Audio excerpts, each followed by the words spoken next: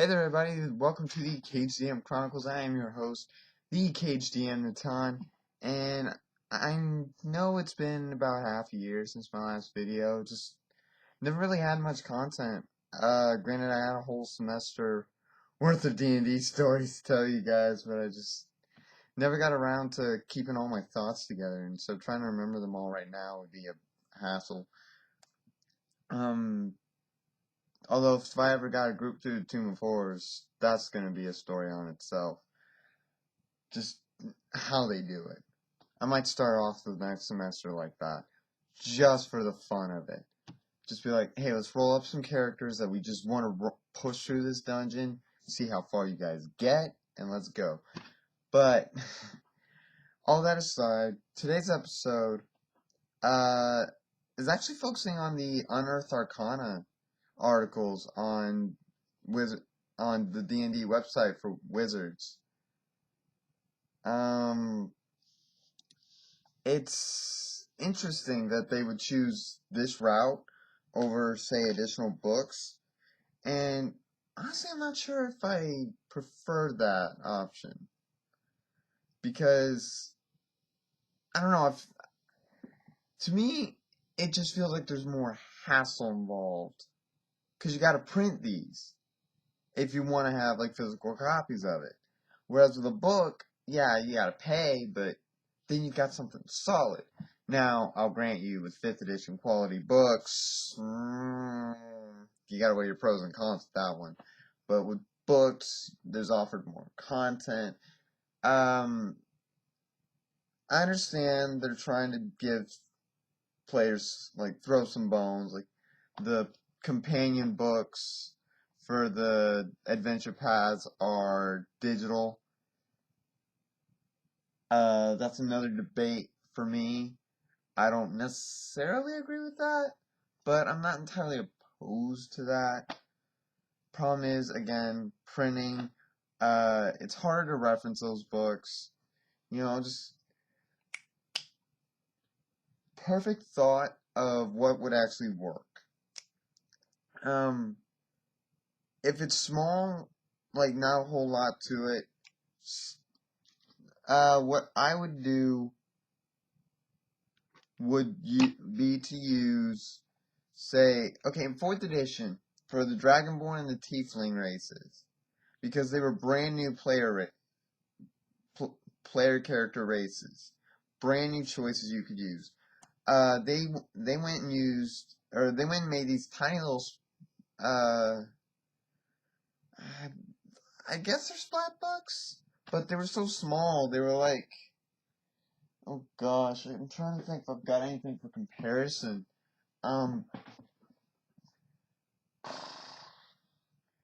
They were, think like a fourth edition adventure module booklet. One of those, they made like 2 of them, one for Dragonborn and one for Tiefling, and it's basically what you'd find in the adventures, or not adventures, the player's handbook, but they expanded on it. They grew it and really gave depth and color, so to speak, culture to these races that weren't previously playable and were primarily enemy races up until this time.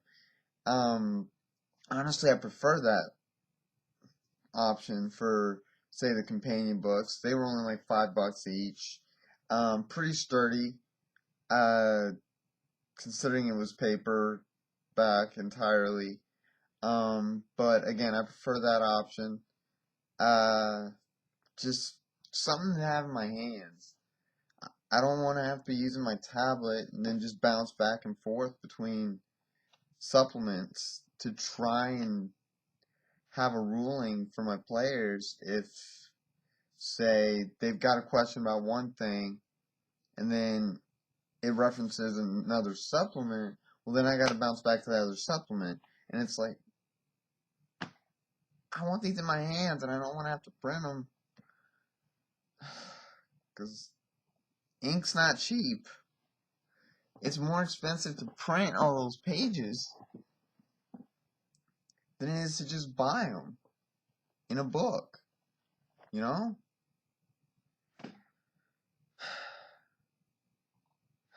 I mean, okay, let's just go through what Unearthed Arcana there is so far. First one was Eberron. Okay, this supplement was necessary because Eberron. It's been a campaign setting since 3rd edition. It's the steampunk setting. Definitely my favorite setting. I love Forgotten Realms. I love Dark Sun, Authis, but Authis, whichever it's pronounced. But Eberron, easily my favorite setting since I started playing in 4th edition. So I'm not familiar with, say, Ravenloft or Planescape or Greyhawk or Dragonlance.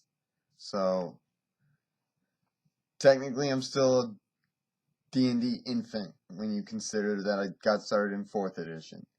Granted, I prefer 5th edition now. Probably just because I like the older feel to it after seeing the stat lines for like 3rd edition, 2nd edition, advanced, and then 1st edition advanced. Something about those versions just stuck out to me. It was cool. I didn't like Thaco. Could not stand Thaco. Still don't like Thaco. I can't understand him. And it's just armor class. Have it a certain amount, you roll for it. There doesn't need to be like whatever the heck Thaco is. 2-hit armor class 0. What's the point of that? Armor classes after Thaco were primarily in the teens or higher if you did it right. Sometimes 20, which meant you would have to crit. Now in 4th edition, they could just go bonkers with armor class, and I'm not opposed to that. I'm not opposed to that at all. That's why I'll still play 4th edition. 5th edition, armor class tends to peak around, or max out around 20 to 24 maybe, depending on everything. I think at max you're going to get like 20 if you get the most expensive, or the strongest armor and the shield. And even then, you gotta worry about the fact that you're gonna you're not gonna have stealth. You're not gonna have speed. You're gonna be at a disadvantage. And you better be strong enough to lift the thing. Speaking of,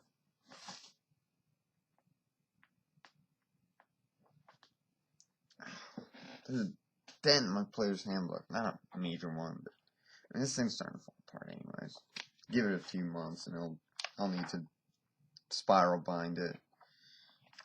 Where is it? Proficiencies. I'm right.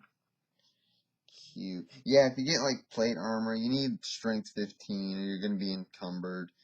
You're going to have disadvantage on stealth. You're not getting anywhere unless you just...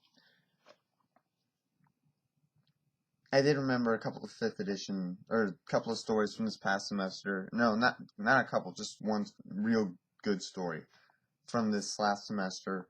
But I'll get into that at the end of this video. But, yeah, no, you need like 20. Or maximum gets like 20. Anyways,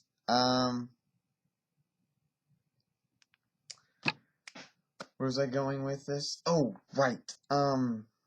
Eberron brought back the steampunk, which is baller. I freaking love the steampunk theme. It brought in Changeling, easily one of my favorite races, and is among the races of the different NPCs I run, including Deva from 4th edition, but because of the Azimir instead of Deva, I went to Azimar instead of Deva, because they're same thing.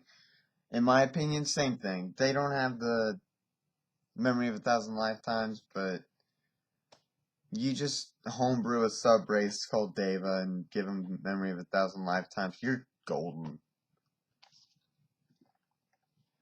But I freaking love Memory of 1,000 Lifetimes. That's my favorite race ability. Shifters.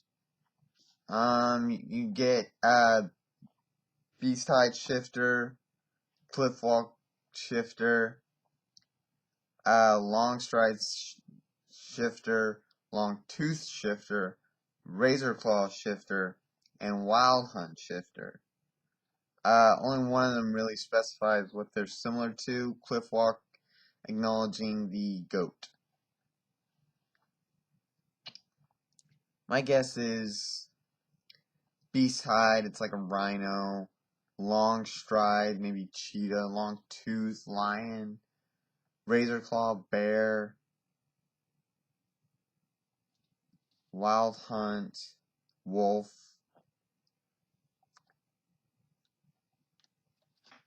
And then it introduces the Warforged back into the game. I love Warforged. They are cool. They are the definition of a steampunk race. If this was made into a book, and like a splat book instead of this, I'd be going up to Wizards and being like, shut up and take my money. Like, seriously. I want a book for Eberron for 5th edition. Not a splat supplement online. Not a downloadable supplement online. I mean, there's so much more you can do with this. Artificer as a wizard subclass or wizard tradition, I can accept that.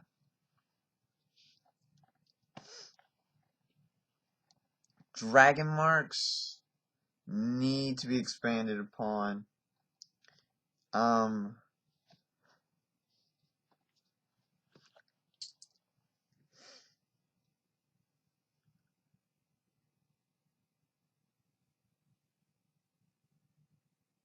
Action points, interesting addition. Maybe, it's good enough. Well, that's Eberron. The next one was mass combat. You know, when you're doing like, say you're doing miniature battle. That's what this is. That's all this is.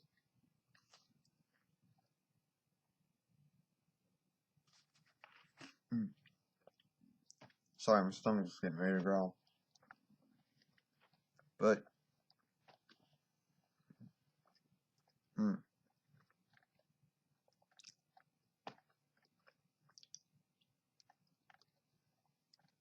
the point of D&D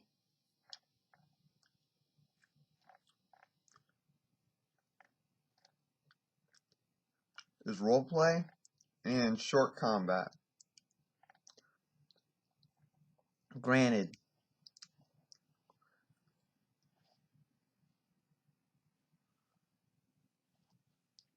it brings back morale checks. That I hadn't noticed the first time through. It brings back morale checks. That is something I would implement into my game, hands down.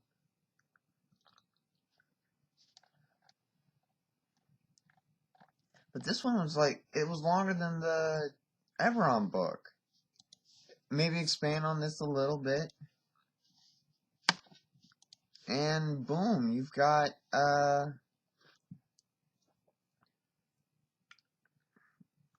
you've got a really good book on your hands.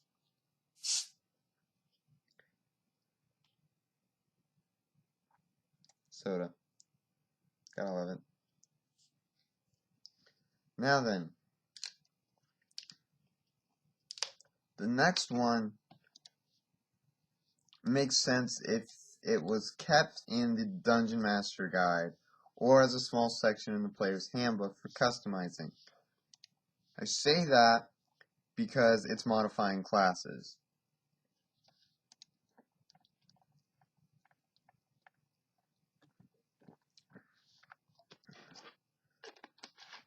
It's about how you can modify each class, what they recommend, and or suggest rather as possible, or rather more than just give outlines on what to avoid breaking in a class.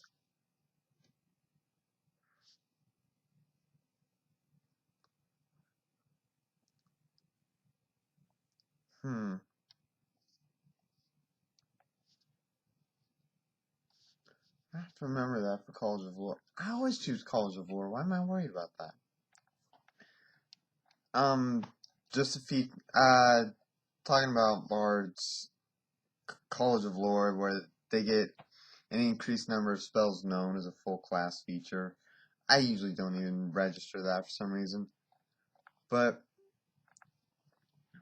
I mean, this thing goes on to talk about Rangers with no spells, with like combat superiority and different things. And then there's like favored soul. Excuse me.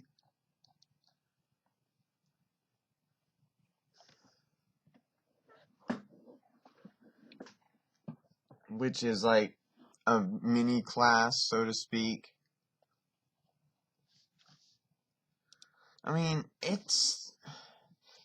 it also feels like something that could easily be its own book, or at least a section of a book, and expanded upon, rather than necessarily being an online supplement. Next one is Waterborne Adventures. This one introduces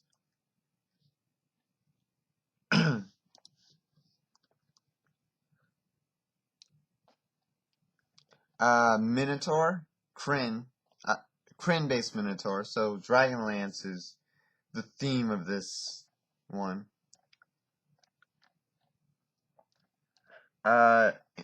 Introduces the Mariner fighting style for anyone that can use fighting style class features, fighters, paladins, rangers. Introduces the roguish archetype of Swashbuckler, the sorceress origin of Storm. 5 pages long. I think you could really set a pretty good campaign setting, or an adventure path really, that focused on naval adventures, and this would be fitting right in. Like some sort of pirate themed adventure path. Stick this in here. You're golden. You are golden. I would buy that book. I would buy that book. $30? I'd buy it.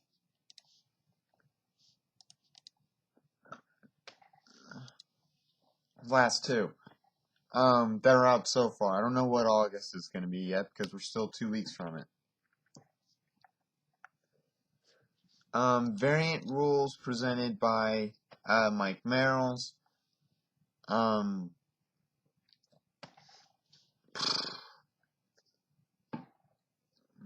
Hold on, it's still loading.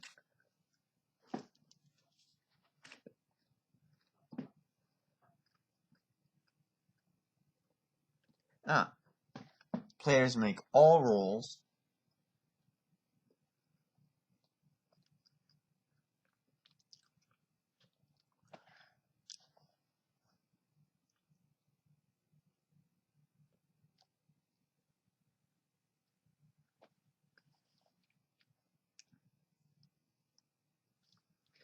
One option being attacking and defending. When a character is targeted by an attack, the player makes a defense roll. Saving throws.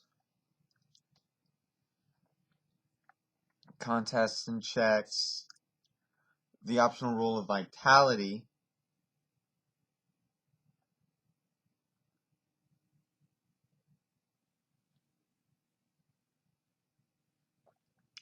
Where it's more accurate representation of damage. Custom alignments. Okay, that's small. Honestly, I can't see much expansion on that. That's a bunch of homebrew type rules.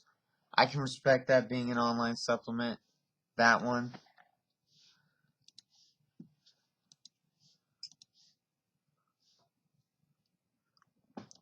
Here's one that should get its own book, or at the very least, part of an adventure. Psionics and the Mystic. This brings psionics into 5th edition. And the only class available so far is the Mystic.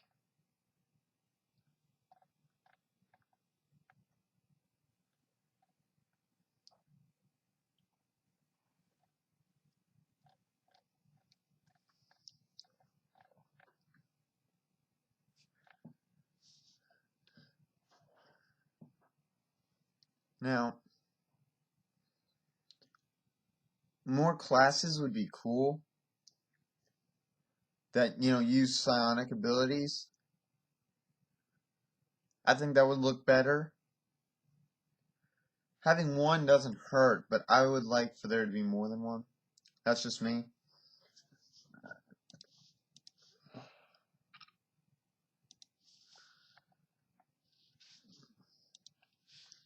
But, needless to say, that's just my thoughts on each of those Unearthed Arcanas. Honestly, I feel like most of those could have been books, or, tiny little splat books. Like maybe yay thick, or part of another book, like the modifying classes. That could easily gone in a character creation module, or into the character creation part, or just any part of the player's handbook. Yeah. Anyways, otherwise, it really makes no sense for them to be standalone like that as online supplements. It's just harder to deal with, in my opinion, and it really is a hassle. It really is. It's much easier to be able to flip to the page in a book, see that it references another book, grab that book, open up that book, look for that specific part, get the ruling. Players are good. I'm good. Now I understand the DM makes the final call, irrelevant of the books. I get that. I just want at least a couple of times to hand down the rules as they are, just to maybe keep the rules lawyers off my back later on. Thank God I usually don't have rules lawyers. My players, thankfully, aren't rules lawyers. They are the ones that all like to break the rules.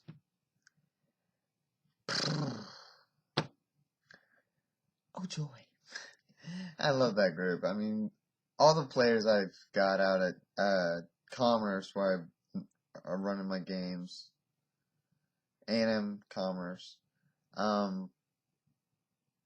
great bunch of guys.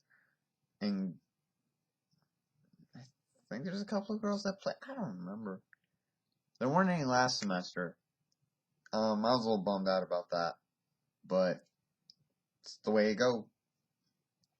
Some are interested, some aren't, and in this case, some weren't.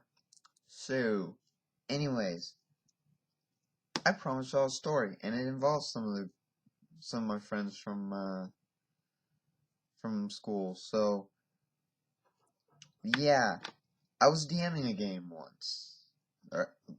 I DM. I'm a DM. Newsflash.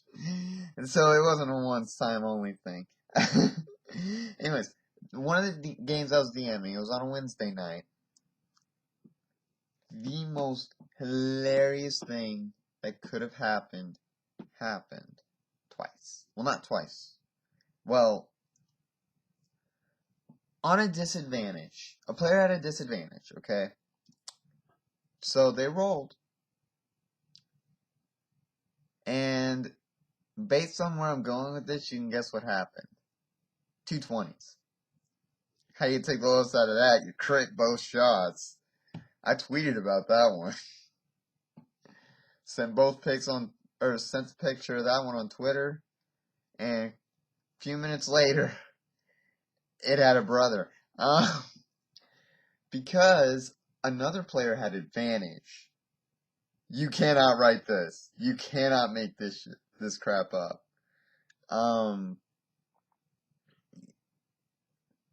Critical fail. Both were ones on an advantage. I saw that and I'm like, what the okay, that's new. That doesn't happen. Except it just did. Crit hit, crit fail. Disadvantage, advantage. This supposed to be the other way around. I guess not. Oh man. There's probably a lot more funny stories. None of them, none of which I can remember off the top of my head. But yeah. I think next episode I might go through my thoughts on the different alignments. I've seen some videos on those, some of which are series, some of which, I mean, there's like 9 episodes to them. Some of them are like shorter, 3 maybe, or even just 1. I'm gonna try for 1 episode, because normally I don't talk expansively. Then again, it's just a one-man show. I don't have people to bounce things off of. Depressingly. But that's the way it goes. So, but yeah, this has been my first episode in 6 months of the KGM Chronicles. This one was about the Unearthed Arcana and why I think they should be parts of books instead of online supplements.